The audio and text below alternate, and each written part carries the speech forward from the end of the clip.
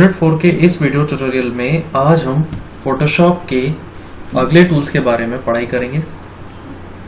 पिछले सेशन में हमने यूज़ करे थे सिलेक्शन टूल और इसके बाद spot healing tool, healing brush tool, patch tool. आज जिस टूल को लेकर हम बात करने वाले हैं उस टूल का नाम है red I tool. Red I tool basically इस्तेमाल क्यों किया जाता है तो थ्योरेटिकल में आपको बता देता हूं कि रेड आई टूल का इस्तेमाल हम क्यों करेंगे। इस टूल का प्रयोग कैमरे द्वारा किसी व्यक्ति की फोटो खींचे जाने पर कैमरे में फ्लैश लाइट कैमरे के लेंस के पास होने के कारण व्यक्ति के आंखों में लाल रंग का धब्बा बन जाता है, जैसे रेड आई कहते हैं।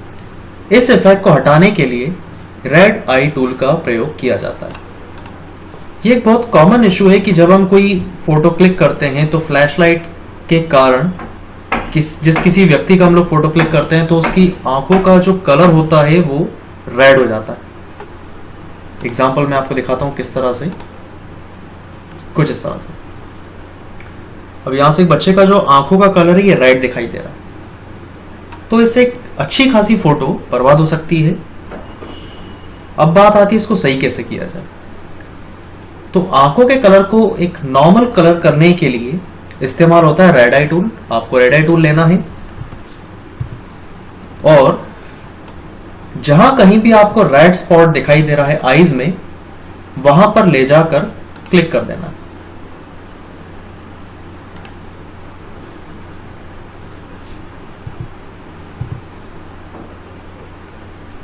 ये नॉर्मल हो जाए।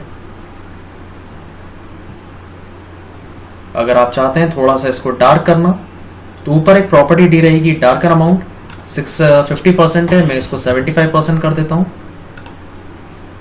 आप क्लिक करेंगे थोड़ा सा ज्यादा डार्क हो जाएगा। एक एग्जांपल और ले लेते हैं, जैसे ये रेड आईज है,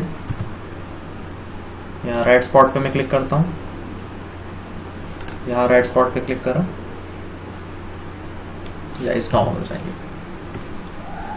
तो आंखों पे रेड कलर के पपल्स को रिमूव करने के लिए इस्तेमाल किया जाता है रेड आई टूल।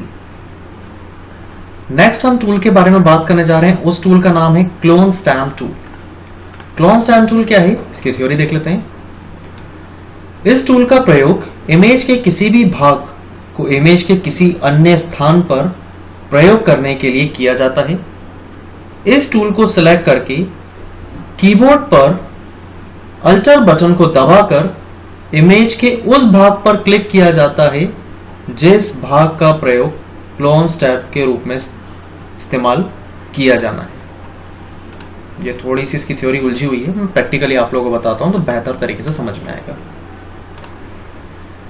हमारे पिछले ट्यूटोरियल में हम लोगों ने बात की थी हीलिंग ब्रश टूल के बारे में।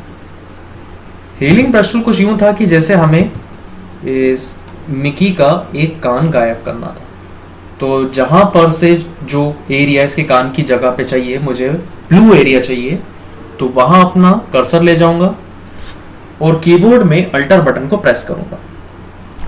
अल्टर बटन दबाते ही वहां पे प्लस का साइन आ जाएगा, एक बार क्लिक कर देना है और फिर उसके कानों पर लाकर मैंने ये ब्रश घुमाना शुरू कर, कुछ इस तरह से।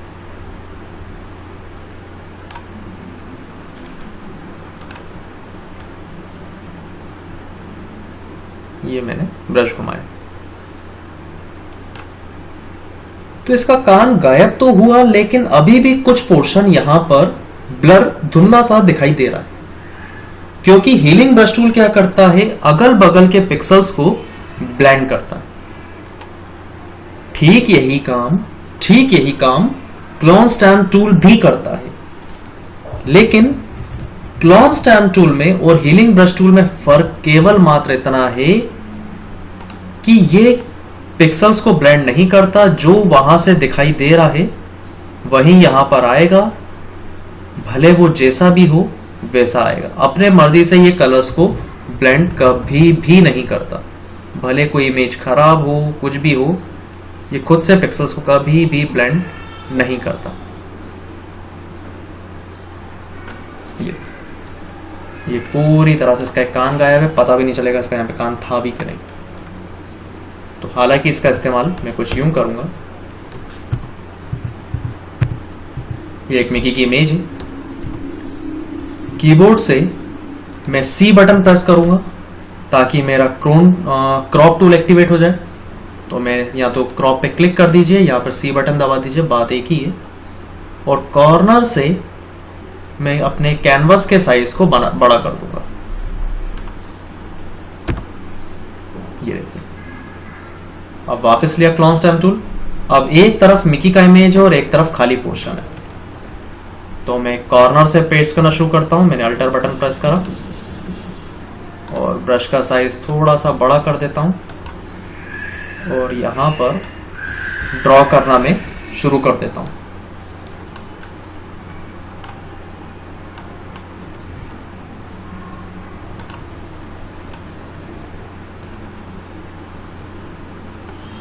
तो जैसे जैसे मैं ब्रश को मूव करता जाऊंगा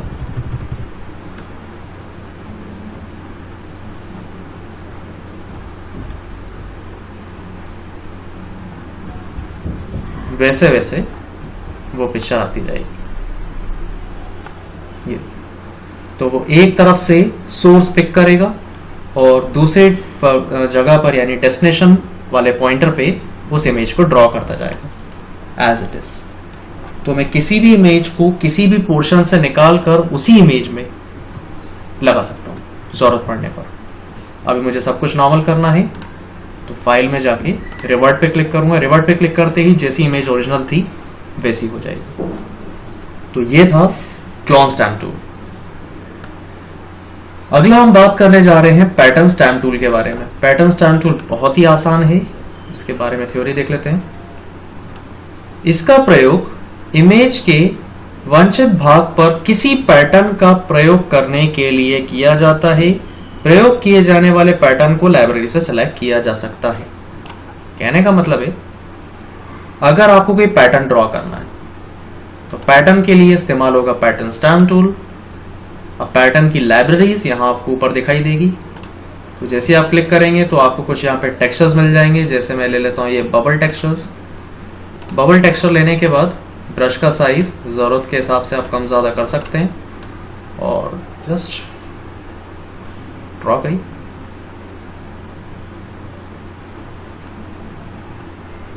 थोड़ा सफाई से करेंगे तो मिकी के ऊपर नहीं आएगा। ब्रश का साइज छोटा भी कर सकते हैं जब आपको करीब ले जाना हो मिकी के।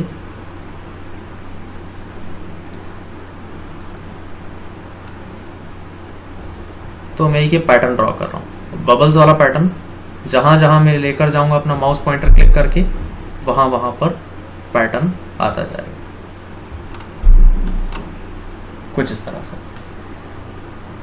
थोड़ा सफाई से करेंगे तो काफी अच्छा दिखाई देगा। पैटर्न स्टैम्प टूल का इस्तेमाल पैटर्न डालने के लिए किया जाता है। इसको नॉर्मल करने के लिए फाइल में जाएंगे, अगेन रिवर्ट, तो जैसी इमेज पहली थी वैसी हो जाएगी। नेक्स्ट इसके बाद है इरेजर। इरेजर नाम से समझ में आ रहा है, इरेज करने के लिए इस्तेमाल किया जाता है। तो आपको पिक्चर का जो पार्ट इरेज करना हो, भले वो बैकग्राउंड हो या इमेज हो, जो कुछ भी हो, जैसा भी हो, जो रिमूव करना हो वो आप रिमूव कर सकते हैं। नॉर्मल करना है, अगेन फाइल में गए, रिवर्ट, जो कुछ भी आपने रिमूव करा था सब वापस आ जाएगा। इसके बाद होता है बैकग्राउंड इरेजर टूल। हालांकि इनकी थ्योरी मैं आपको पहले बता देता हूं। इरेजर टूल, इस टूल का प्रयोग इमेज के किसी लेयर को किसी विशेष भाग को मिटाने के लिए किया जाता है। इस टूल को सिलेक्ट करके इमेज पर क्लिक करने पर भी इमेज का बैकग्राउंड क्लियर दिखाई देने लगता है। कुल मिला के इरेज करने के लिए इस्तेमाल होता है। अगला है बैकग्राउंड इरेजर टूल। इस टूल का प्रयोग इमेज के किसी विशेष कलर के साथ को एक साथ सिलेक्ट करके मिटाने के लिए किया जाता है। इसका कहने का मतलब यह है कि यहां पर मैंने लिया है बैकग्राउंड इरेजर टूल, सेकंड वाला। अब इसका मैं बैकग्राउंड इरेज करूंगा तो ये मिकी का छोड़कर पीछे का बैकग्राउंड इरेज करता जाएगा। वो भी बहुत आसानी से। कुछ सेलेक्ट करने की जरूरत नहीं है, खुद ब खुद ही सेलेक्ट करेगा, सारा काम ही खुद ब खुद करेगा, आपको अलग से सेलेक्ट करने की जरूरत नहीं है।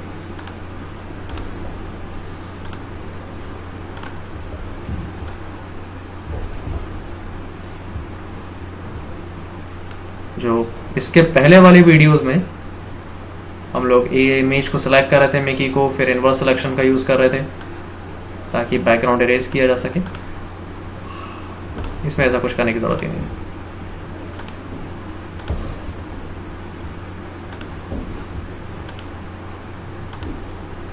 जस्ट आपको एक ही जैसे कलर पे क्लिक करते जाना है और ये बैकग्राउंड को अपने आप ही इरेज करता जाएगा।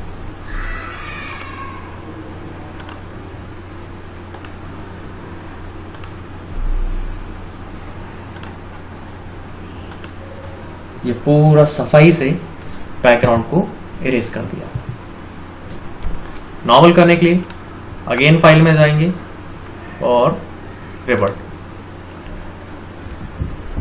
नेक्स्ट इसके बाद था मैजिक इरेजर टूल। इस टूल का प्रयोग इमेज पर प्रयोग किए गए रंगों में से समान रंग के पिक्सल को एक साथ सेलेक्ट करके मिटाने के लिए किया जाता है। यानी कि हमने अपने पिछले वीडियोस में एक पढ़ा था मैजिक विन टूल।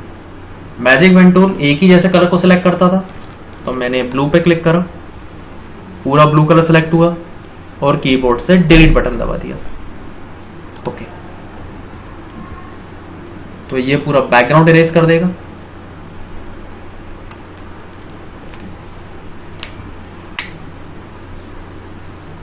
पैटर्न आ गया, सॉरी। मैं इसको लेयर में कन्वर्ट कर देता हूं।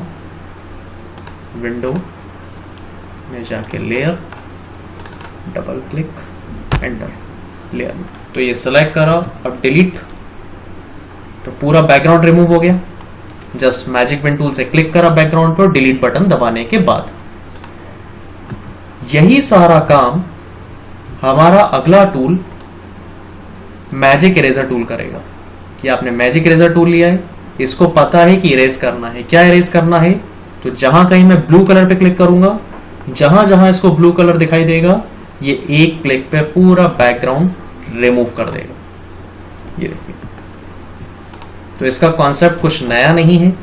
विन टूल में हम सिलेक्ट करते थे, फिर डिलीट बटन दबाने के बाद रिमूव होता था, जबकि मैजिक इरेजर टूल से क्लिक करते ही इरेज हो जाएगा। कॉन्सेप्ट नया नहीं है, काम करने का तरीका थोड़ा सा अलग है और थोड़ा सा फास्ट। तो ये थे इरेजर टूल के 3 types: eraser tool, background eraser tool और मैजिक इरेजर टूल। इसके पहले हमने देखा clone stamp tool, pattern stamp tool, और उसके पहले देखा रेड आई टूल। एक पोर्शन और इसी सेशन में कवर कर लेते हैं, ब्लर टूल। ब्लर टूल है क्या, वो देख लेते हैं। बहुत सिंपल है। इस टूल का प्रयोग इमेज को ब्लर अर्थात धुंधला करने के लिए किया जाता है। तो कोई पोर्शन जो आपको धुंधला करना हो, ब्लर करना हो, तो उसके लिए ब्लर टूल लेंगे, और जिस पोर्शन पे आप माउस के थ्रू क्लिक करके घुमाएंगे वो ब्लर होता जाएगा। अब ये काफी बार घुमाने के बाद ब्लर हुआ। मैं चाहता हूं इसका काम थोड़ा सा जल्दी हो, तो उसके लिए ब्लर टूल लेते ही ऊपर एक ऑप्शन मिलेगा स्ट्रेंथ। आप इसकी स्ट्रेंथ 50% है, लगे तो 100% कर सकते हैं। अब मैं जैसे ही इसको मूव करूंगा, इसके क्लिक करके पूंछ पे, ये इसकी पूंछ हो गई, इसकी टेल जो है ब्लर हो गई। कोई भी पोर्शन आप ब्लर कर सकते हैं जरूरत के हिसाब से। इसके कानों पे कर देता हूं।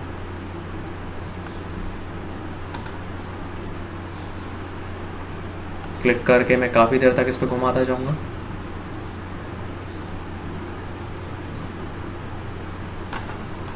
अब देखिए, थोड़ा सा जूम इन करता हूं।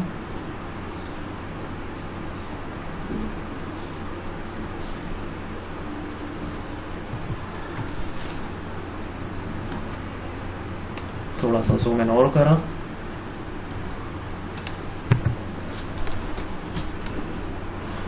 ये देखिए एक कान थोड़ा सा ब्लर है और एक कान नॉर्मल है। तो किसी भी इमेज को के पोर्शन या पूरी इमेज को ब्लर करने के लिए इस्तेमाल होता है ब्लर टूल। अगला है इसके बाद शार्पन टूल। इस टूल का प्रयोग इमेज को शार्प करने के लिए किया जाता है। शार्प मतलब किसी के फेस के कुछ फीचर्स हैं उसको थोड़ा सा शार्प करने के लिए इस्तेमाल होता है शार्पन टूल। तो आपको लेना है, इसका साइज में थोड़ा सा बड़ा करता हूँ, हालांकि एनिमेटेड इमेज है, मैं कुछ रियल इमेज ले लेता हूँ। अब जैसे मुझे इसके फेस को थोड़ा सा फीचर्स देने हैं या शार्प करना है तो मैं शार्पन टूल लूँगा, ब्रश का साइज थोड़ा सा और बड़ा करा और इसके चेहरे पे एक आध दो बार घुमा दूंगा।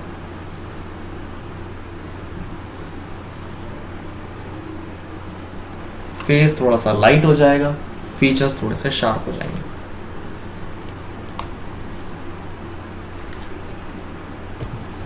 कुछ इस तरह से। तीसरा है इसके बाद टूल जिसका नाम है स्मज टूल। इस टूल का प्रयोग रंगों को समान रूप से सम्मिश्रित करने के लिए किया जाता है। यानी कि आप कोई भी पिक्सेल्स को मूव कर सकते हो इजीली इमेज में एक लिक्विड फॉर्म में। यानी कि मुझे आईब्रोज की जो लाइन है वो थोड़ी सी ऊपर करनी है तो स्मज टूल लिया, ब्रश आप अपनी जरूरत के हिसाब से ले सकते हैं। ये मैं पिक्सेल्स को शिफ्ट कर रहा हूं थोड़ा सा।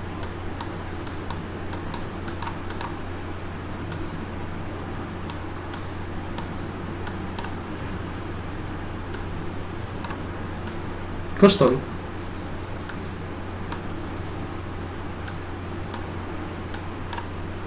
ये पिक्सेल्स को शिफ्ट कर। तो ये था स्मज टूल। आज के सेशन में हमने 4 तरह के टूल्स के वेरिएशंस कवर करे हैं। एक है रेड आई टूल, दूसरा है स्टैम्प टूल जिसमें है clone stamp tool, pattern stamp tool, eraser tool जिसमें 3 वेरिएशंस थे, एक default eraser, background eraser, magic eraser tool, और पिक्सेल्स पे काम करने के लिए ब्लर टूल जो धुंधला करेगा, शार्पन फेस के फीचर्स थोड़े से शार्प करेगा, और स्मज टूल इमेज के पिक्सेल्स को थोड़ा सा मूव करेगा जहां कहीं जैसा भी आपको मूव करवाना हो। कुछ तो भी